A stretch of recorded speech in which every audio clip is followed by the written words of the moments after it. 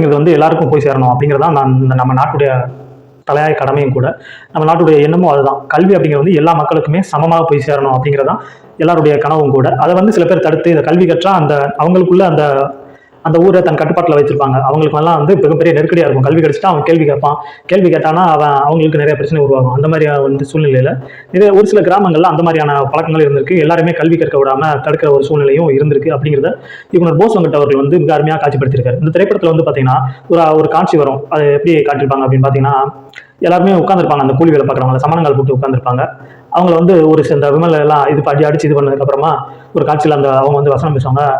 என்னடா எல்லாருமே இப்படி உட்காந்துருக்கீங்க, இது நல்லா இந்த மாதிரி உட்காருங்க. அதாவது நான் தரையில் உட்கார்றது கூட வேலையாட்கள் வந்து நல்லா அமர்ந்து உட்காரக்கூடாம ஒரு மாதிரி கூனி உட்கார்ற மாதிரியே தான் அவங்களுக்கு முன்னாடி உட்காரணும் அப்படிங்கிற ஒரு சூழ்நிலை இருக்கும். அப்படிங்கிறத வந்து மிக அழகாக காட்சிப்படுத்திருக்காரு. தமிழ் சினிமாவில் இந்த மாதிரி ஒரு காட்சியை வந்து அதாவது மேலோட்டமாக காட்சிப்படுத்திருப்பாங்க. வேலையாட்கள் எந்த மாதிரி உட்காரணும், இந்த